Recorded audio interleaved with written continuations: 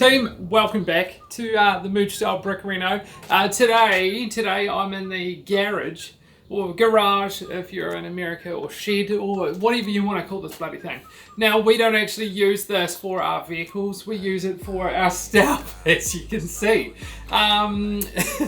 So when we moved in here, I knew that I wanted to line the walls, and haven't done that yet.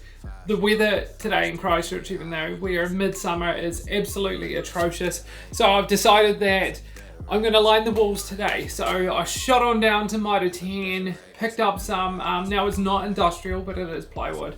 And I'm going to line the walls with it. Now, we are doing some negative detailing, which I'll take you through how to do that. It's pretty straightforward, to be honest. But yeah.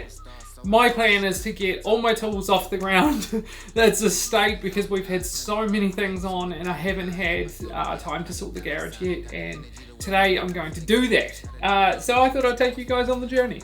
Now, okay, so I won't be going through any detail. I'm not a professional here. I'm purely just a DIYer. If someone buys this house and it's not to code or whatever for the garage, they can rip it off easy because I'm not gluing, I'm just screwing. But I mean, as far as I'm concerned, it's pretty good. Behind me, I've already done some, but I'll take you through the walls that we are going to do. Any questions, team, chuck in below. Let's get into it.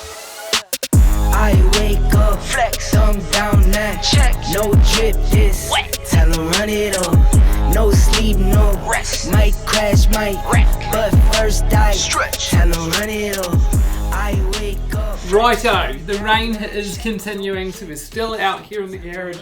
Now, when you are doing some negative detailing, the way I'm doing it, and I have heard others do it this way as well, all you have to do is grab a paintbrush, grab some black paint or whatever colour you want, and that will create the negative detail. So I've gone black in between, so you just literally just paint a coat on it, doesn't have to be tidy as the garage.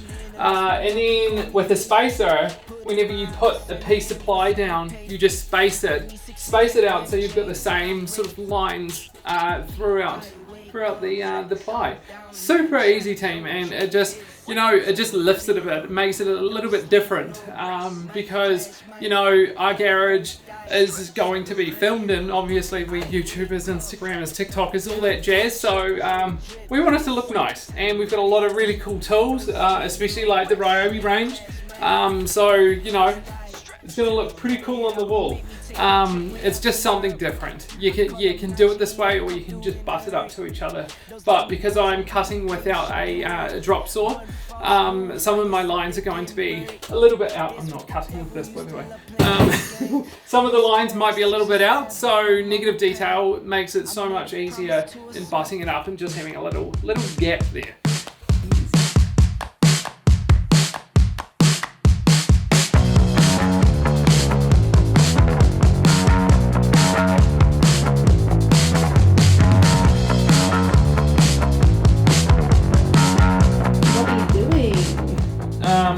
I am just writing a list of the tools that we need to hang because I have quite a lot of tools, don't I? A lot. So I'm just writing a list of the tools, and then because I did a poll on Insta, which I'll show you here, that basically shows what everyone's thoughts were on the garage. See, so I did what do you prefer for the garage organisation, and we had 71% say hooks, and then 29% say French cleat. Which is what you wanted to do. Yeah, and then I wanted to do this also because my dad and my granddad had this sort of style, built-in racks and then metal racks.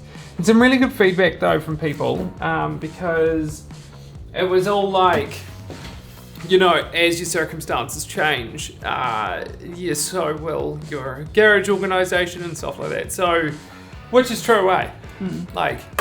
As you add bikes and stuff to the list. So, so I don't know. I'm thinking that we would probably need a really big shelf, storage, a big steel shelf storage system, which we'll head on down to Mitre 10 and see what they've got. And then I'm actually going to build some shelves to put the tools on, and then some hooks for the tools as well. Yeah. Yeah, they look good. Yeah, I think so. But yeah, Mitre 10 should have the gear that we need. Yeah. Righto team, she's definitely at work site, so we've just cleared a whole heap of the junk out. Still need to do a dump run, and I have got this stuff from Mitre 10. So got some stuff. Sorry, mate. I've got this Ryobi light set up because that one isn't even on. Yeah. So what have I got? I've got these cables from these. Let's start again. I've got these hooks for extension cords. Got all this from Mitre 10. So I got that because, you know, all the YouTubers use them in their clips, and I was like, hey, that thing looks bloody handy. I'm gonna buy one. This was just like a cheap pack. It was like $20, and it has like all sorts. So I thought that would be handy. These things, but I'm not sure which tool we'll use them for, but handy nonetheless. And then some brackets for the shelves. Oh, the light just cut out lovely.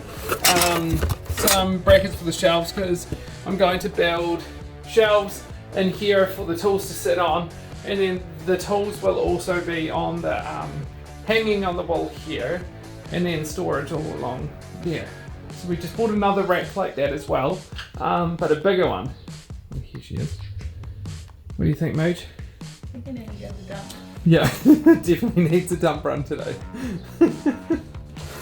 Right team, we are ready to install the shelves. So these are really basic L-shaped brackets from Mitre 10. I think that these were the most affordable ones. They were maybe $5 or $6 each. 250 millimeters along there, so that'll give us a decent shelf. So just thinking 2 shelves like this, about this size, because we also have some shelving units going in the back there. So this is pretty straightforward, if I'm being honest. So all I need to do is measure from that edge there out 1.10 meters, and then basically just go there, get your level, chuck your level on it, drill it in, easy, job done. We have cleared out heaps of rubbish. We've got a full trailer load of rubbish, which is amazing considering we've lived here for months. But I mean, we've done so many renos, so it's no surprise that there is that much junk. Just accumulates, doesn't it? Yeah, it does. It does. There's a little bit of a challenge here because we went and got some new storage from Mitre 10, so we went with metal. Now the reason we went with metal, I can't remember if I said, but yeah, we did that poll on Insta. Everyone recommended it, so a few didn't, and it's probably because their partners are builders. I'm not a builder, so I was like, you know what? I think I'll just go with metal, and it's fine because it matches the rest of our stuff. The shelves look epic. Look at these. They're very cool. So I just did them short enough that, you know, you can get in here and pull them out. And now I'm going to install some hooks up here. And then I've got this, which is epic. This is from Ryobi. They sent us this. So you hang it on the wall, and it's my very expensive jacket down there, but that's fine. Well, you hang it on the wall, and then you put your drills and stuff in there and hang them. Yeah, that's gonna go up there. Yeah, because we thought, you know, I use it all the time, so perfect spot for it, and with the power there, ideal. Yeah, we're just trying to It's just that final bit, like figure out where things go, and it's a bit of a jigsaw, like where do things go, but we'll get there. yeah, it's alright. So we will update you soon, team, with probably the result and how it comes together. So get ready for it. Here it comes. Right, team, she's been a busy weekend, but finally we're ready to show you the garage. Come on in. as you can see, it's a very, very different space to what we started with this weekend. It was something that, to be honest, we weren't actually planning on doing, but because of the weather, we did this instead of building an outdoor barbecue area. I'll give you a quick walkthrough, basically what we have here and where things are from, because I know a lot of you guys are here for that content as well. First of all, let's start with the ply. So the plywood is non-industrial. I think the lengths were 2,400 by 1,200 millimeters. Really easy to install. I have just made it with that negative detail. Just use a bit of paint in between, and then you're away laughing. Now for storage, so we already had this unit here and a few over here as well at our last place.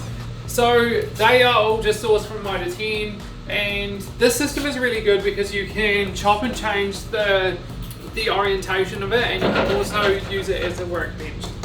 Frankie's just coming to see us as well. So this is the one we purchased today. It is a bigger one. If I had my way, I would have a garage full of these ones because they're much bigger. You can fit more on them, which is exactly what you need when you've got lots of stuff. I have heaps of stuff on the roof up here. Mooch, can you get that up there? So all the stuff when we shifted, I just made with my brother, label printer, just made like different things. So we've got, what have we got? 2, 4, 6. We've got 12 up here, just on one sheet of ply. So that is why we haven't actually lined the ceiling, because of that. And also I use this as a functioning space. So, you know, when you're carrying timber, you kind of want to turn it around and stuff. And if I line the ceiling, it will be very low. Now the shelves super easy. The reason I've done them like this is so you don't, when you're here, you're not actually getting hit by the shelf there. So, you know, a genius move from me. All the like storage system and stuff we actually got from Bunnings back in the day.